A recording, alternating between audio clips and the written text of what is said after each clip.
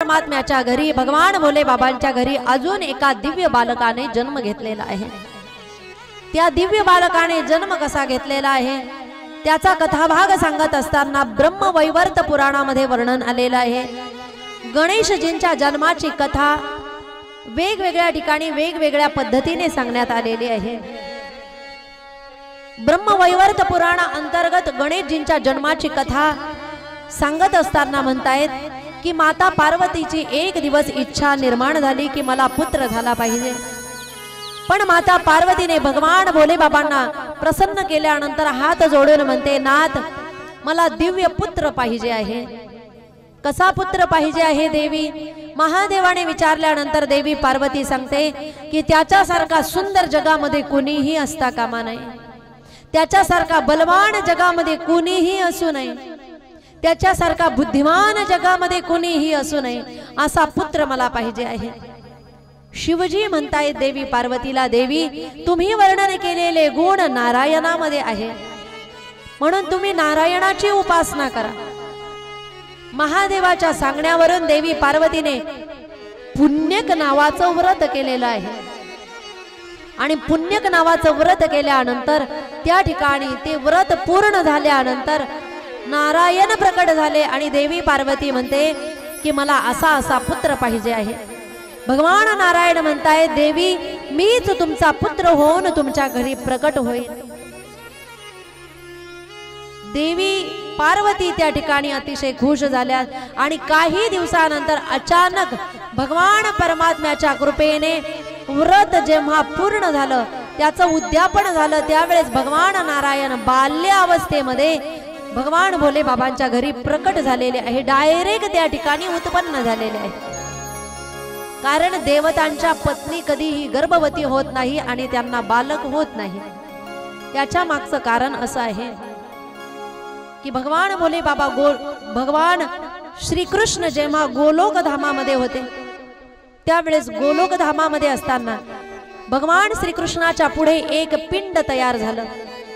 राधाजींनी ते पिंड बघितलं आणि ते पिंड बघितल्यानंतर राधाजींनी त्या पिंडाचा त्याग केलेला आहे।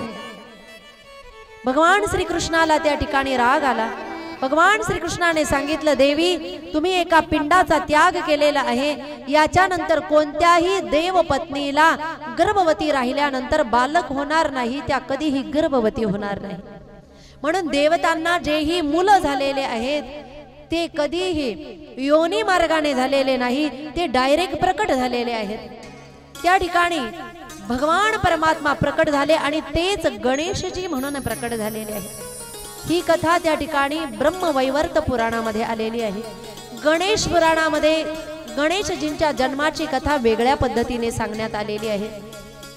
गणेश पुराणामध्ये वर्णन आलेलं आहे की देवी पार्वतीने पुण्यक व्रत केलं आणि पुण्यक व्रत केल्यानंतर स्वतःच्या हाताने वेगवेगळ्या प्रकारचे पक्वान्न बनवले।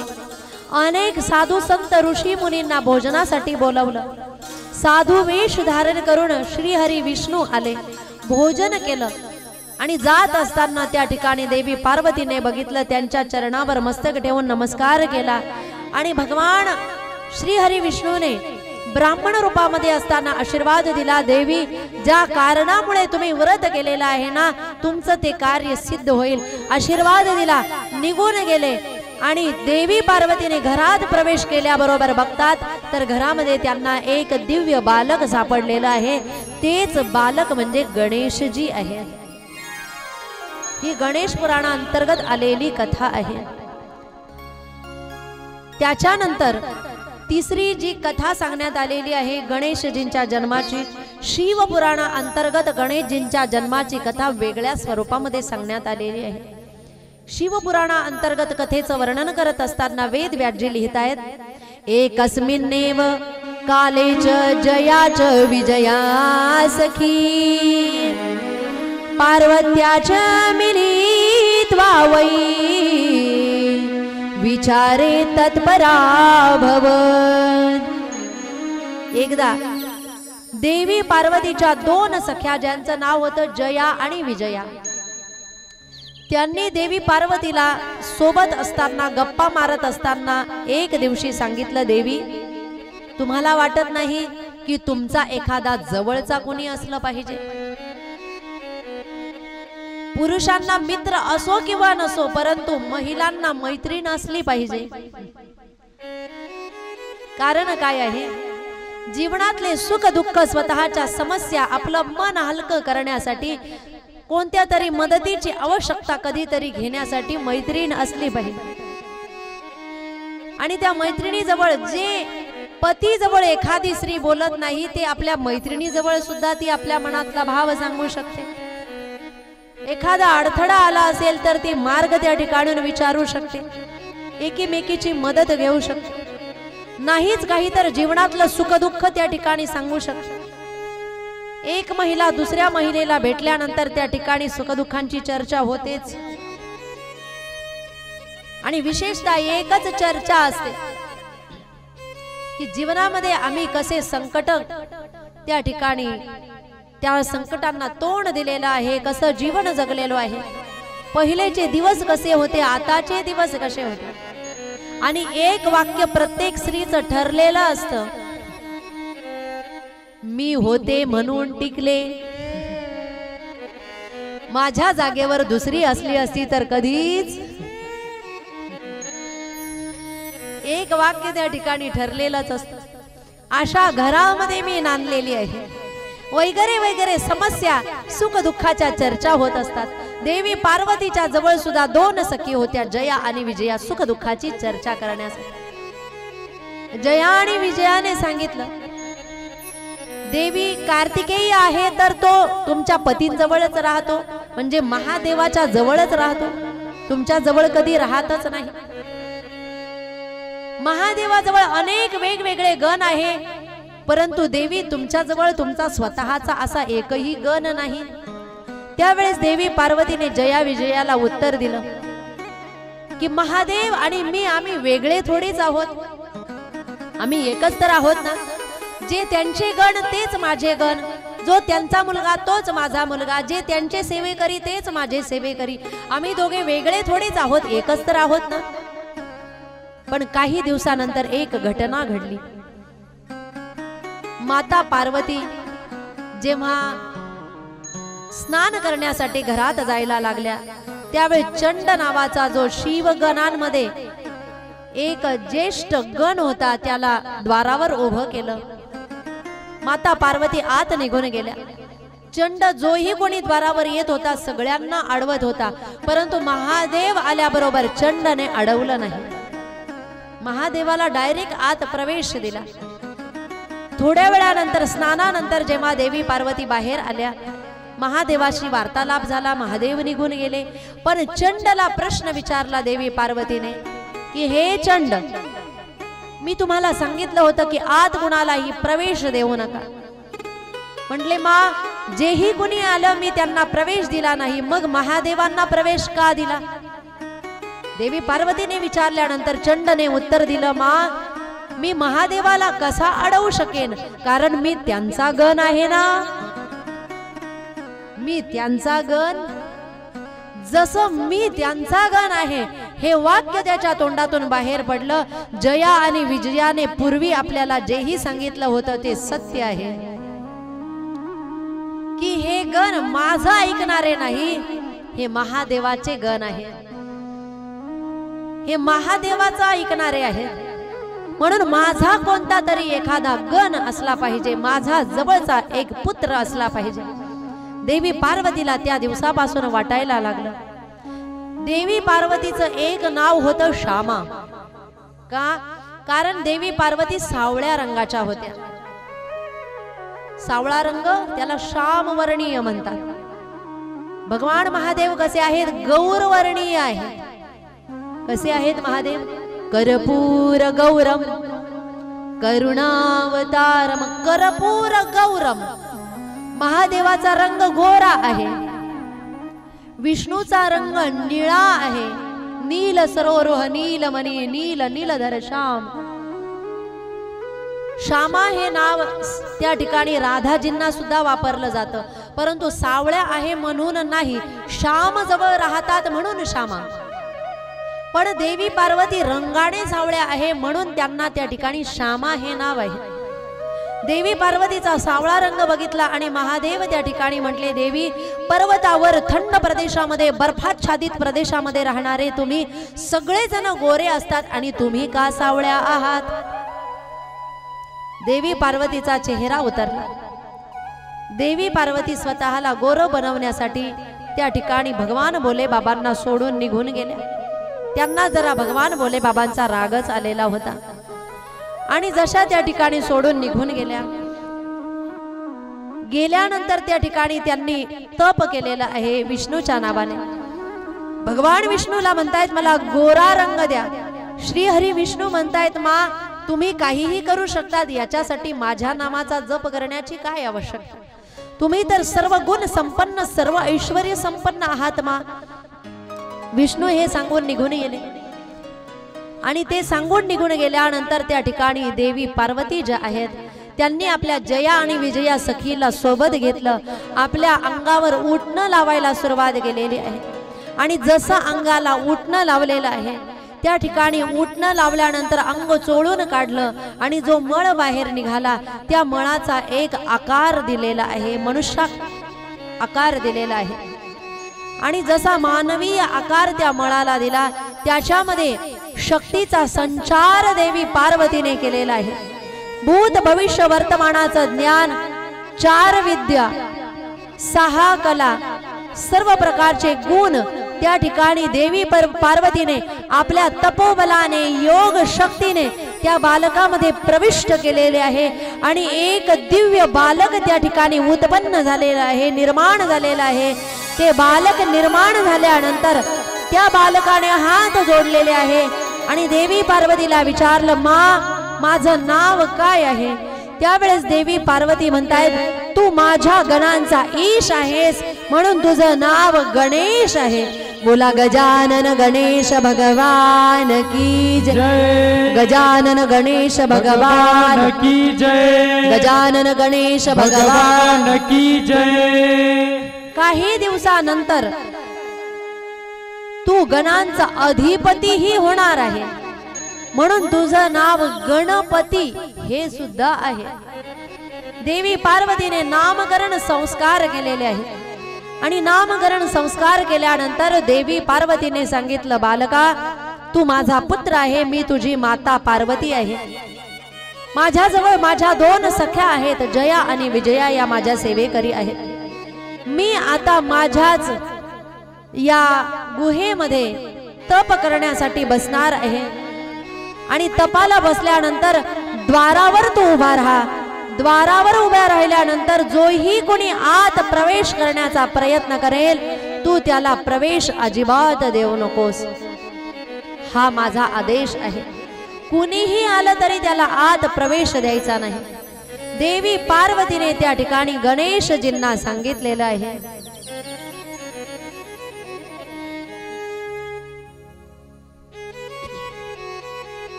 देवी पार्वती त्या गुफेमध्ये ध्यानमग्न झालेल्या आहेत।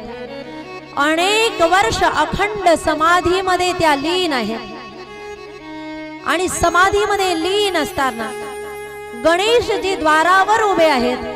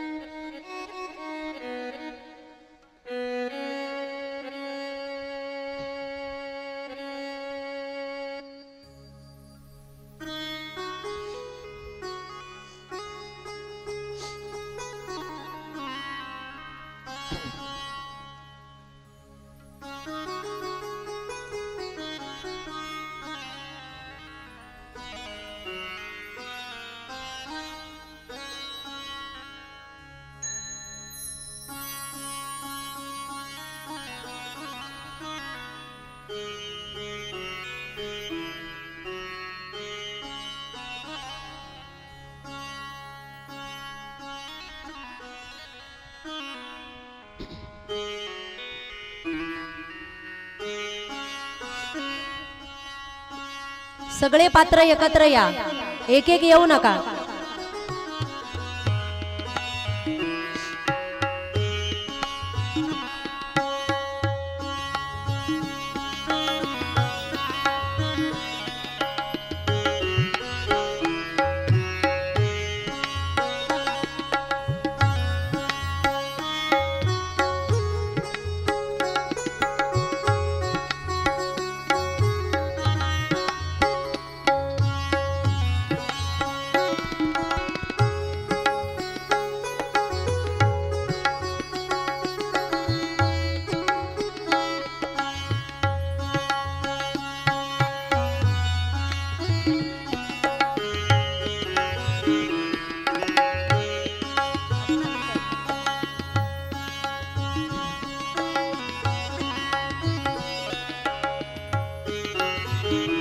देवी पार्वती ज्या आहेत त्या गुफेमध्ये ध्यानस्थ बसलेल्या आहेत. चला देवी पार्वती,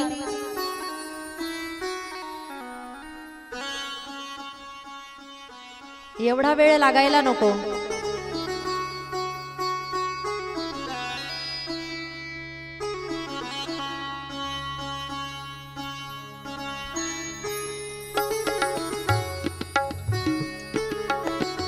चला आपण तोपर्यंत भजन घेऊया.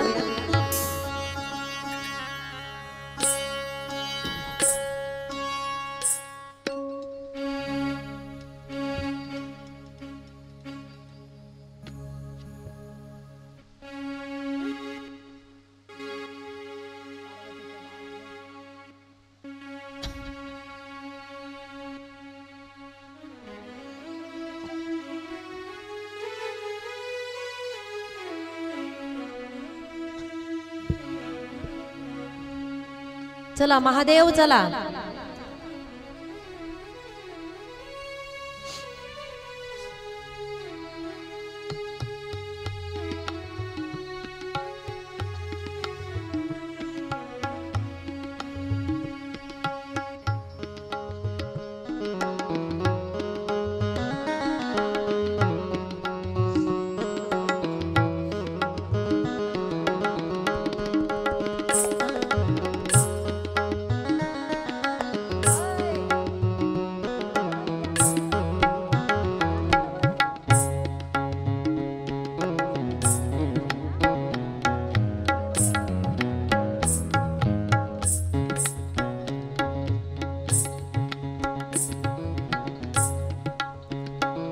गणेशजी द्वारावर उभे आहेत.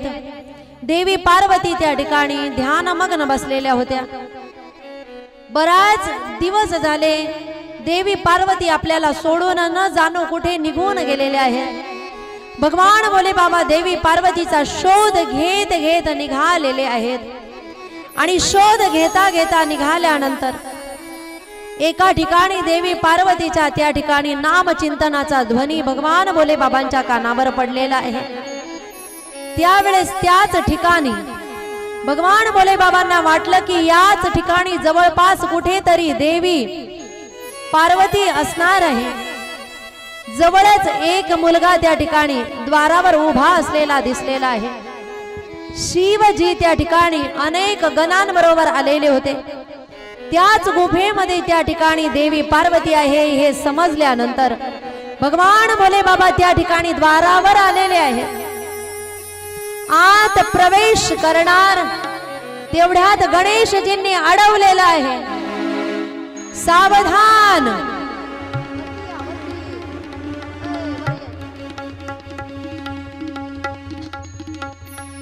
कोण आहात तुम्ही? भगवान भोले बाबा विचार करू लागले. त्रैलोक्याच्या चराचरातल्या जीवांमध्ये अजून असं एकही जीव नाही की ज्याला माहित नाही मी कोण आहे. आणि हे बालक विचारत आहे की मी कोण आहे. भगवान भोले बाबा त्या ठिकाणी प्रवेश करणार परंतु गणेशजी प्रवेश त्यांना देत नाही. भगवान भोले बाबांनी आपल्या शिवगणांना सांगितलेलं आहे या बालकाबरोबर युद्ध करा. गणेशजींबरोबर अनेकांचं युद्धाला प्रारंभ झालेला आहे. नंदीश्वराने युद्ध केलेलं आहे. वीरभद्राने युद्ध केलेलं आहे. चंडमुंडने युद्ध केलेलं आहे. अनेकांनी युद्ध केलं,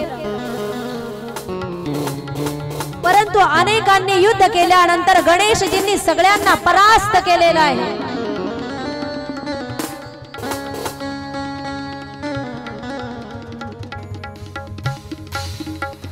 गणेशजींनी सगळ्यांना परास्त केलेलं आहे। आणि जेव्हा गणेशजींनी सगळ्यांना परास्त केलं, भगवान भोले बाबा विचार करू लागलेले आहेत की जेवढेही शिवगण होते तेवढ्या शिवगणांना परास्त करण्याचं सामर्थ्य या बालकामध्ये कसं निर्माण झालेलं आहे। न जाणो हे दिव्य बालक कुणाचं आहे। त्या ठिकाणी भगवान भोले बाबांना कळालेलं होतं की हे बालक कोण आहे, परंतु भगवान शिवजी लीला करत होते। त्याचं कारण काय आहे? शिवजींबरोबर राहत असताना नंदी, भृंगी, चंड, मुंड जेही वेगवेगळे भगवान भोले बाबांचे गण होते, त्यांच्यामध्ये अहंकार होता की आम्हीच सर्व शक्तिमान आहोत। त्यांच्यातला अहंकार दूर करण्यासाठी शिवजींनी त्या गणेशजींबरोबर सगळ्यांना युद्ध करायला लावलेलं आहे। गणेशजींनी सगळ्यांना परास्त केलेलं आहे। जसं रामायणामध्ये वर्णन आलेलं आहे की लवकुशने जसा घोडा पकडला अश्वमेध यज्ञाचा, लवकुश बरोबर युद्ध करण्यासाठी हनुमानजी गेले, पण त्यांना लक्षात आलं की हे कोण आहेत। भरत गेलेले आहे, शत्रुघ्न गेलेले आहेत, अनेक जण युद्धासाठी गेलेत, परंतु एवढेही सगळे जण गेल्यानंतर लवकुशाने जे आहे त्यांना परास्त केलेलं आहे। का? त्यांना अहंकार निर्माण झालेला होता की रावणाबरोबर आम्ही युद्ध केलेलं आहे, आमच्यासारखं त्रिलोक विजयी कोणीही नाही। सुग्रीवजींचा अहंकार तोडला होता। त्याच ठिकाणी भरतजींचा अहंकार तोडला, शत्रुघ्नजींचा अहंकार तोडलेला आहे। त्याच ठिकाणी लक्ष्मणजींचा अहंकार तोडलेला होता, विभीषणजींचा अहंकार तोडलेला होता। या सगळ्यांचा अहंकार दूर करण्यासाठी भगवान परमात्म्याने ती लीला केलेली होती। शिवजी सुद्धा तीच लीला करतायत की शिवगणांचा अहंकार गणेशजींच्या हातून त्या ठिकाणी तोडण्याचा प्रयत्न करतायत। आणि जेव्हा सर्व शिवगणांना परास्त केलेलं आहे, तेव्हा त्या ठिकाणी भगवान भोले बाबा सुद्धा त्या बालकाला विचारू लागलेले आहे, कोण आहे तू? गणेशजींनी उत्तर दिलेलं आहे, मी देवी पार्वतीचा, माता पार्वतीचा पुत्र आहे। भगवान भोले बाबा विचार करू लागले, माझ्या पत्नीला मुलगा झाला आणि मला माहित नाही। ये बिन बादल बरसात कहां से आ गई, मला माहित नाही माझ्या पत्नीला मुलगा झालेला आहे। भगवान भोले बाबा तरीही रागा रागाने समोर आलेले आहे, गणेशजींबरोबर युद्ध करू लागलेले आहे। गणेशजी आत प्रवेश देत नाही म्हणून भगवान भोले बाबांनी पशुपती अस्त्र चालवलेला आहे आणि गणेशजींची मान धडापासून वेगळी केलेली आहे। गणेशजी धाडकन जमिनीवर पडलेले आहेत। जेव्हा गणेशजींची मान धडापासून वेगळी झालेली आहे, त्यावेळेस अतिशय महाभयानक असा ध्वनी झालेला आहे। जया विजया बाहेर पडत आलेले आहे। देवी पार्वतीला सांगितलेलं आहे, देवी पार्वतीची समाधी भंग झालेली आहे। देवी पार्वती धावत पडत बाहेर आलेले आहेत। आपल्या मुलाला पडलेलं देवी पार्वतीने त्या ठिकाणी बघितलेलं आहे।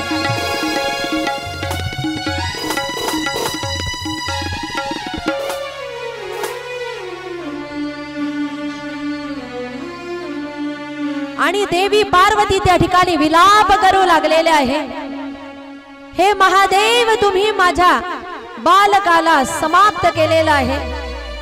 तुमच्यामुळे माझा बालक या ठिकाणी जिवंत नाही। एकुलता एक माझा मी गण निर्माण काय केला, तुम्ही त्याचे श्वास हिरावून घेतलेले आहे। रागा रागाने देवी पार्वती जागेवर उभ्या राहिलेले आहे।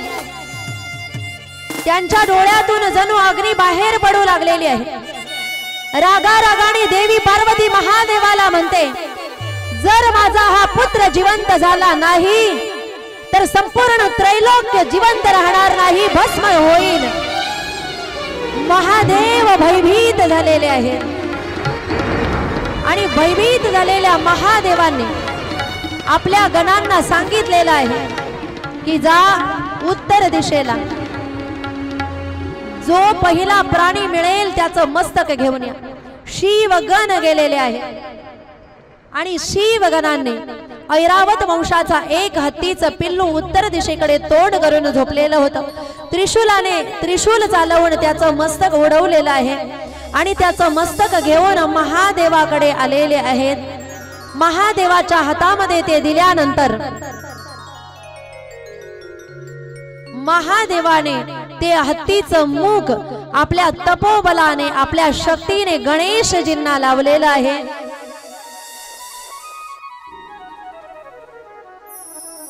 जसं त्या ठिकाणी गणेशजींना हत्तीचं मुख लावलेलं आहे, प्राणाचे संचार केल्याबरोबर त्या ठिकाणी गणेशजी उठून उभे राहिलेले आहेत.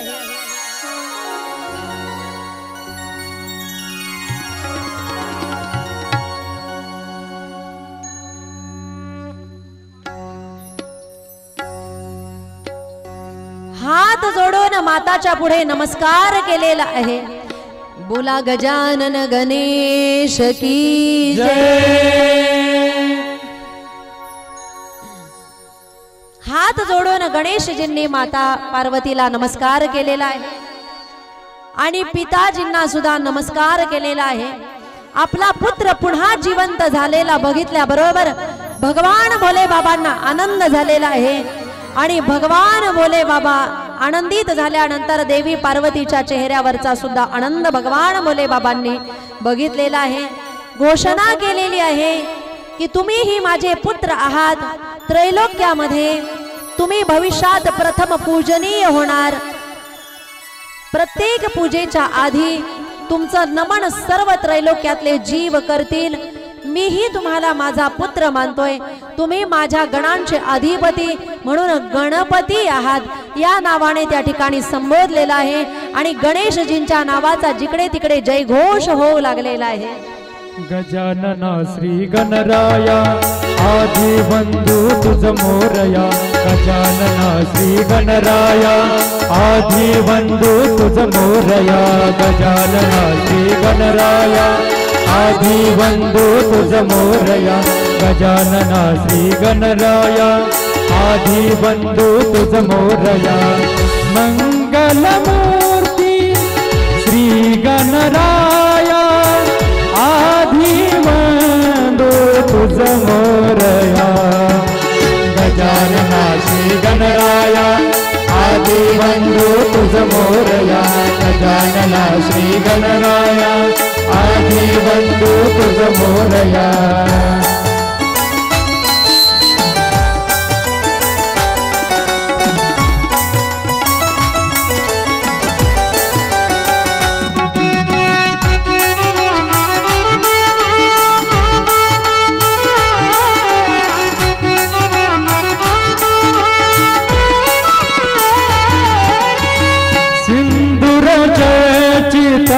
धवळे अंग सिंदूर चर्चित धवळे अंग.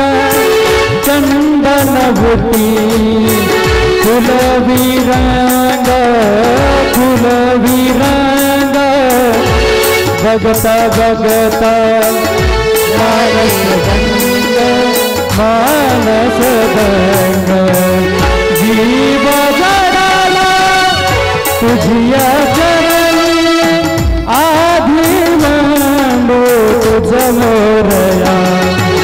गजानना श्री गणराया आदि बंधु तुझ मोरया. गजानना श्री गणराया आदि बंधु तुझ मोरया.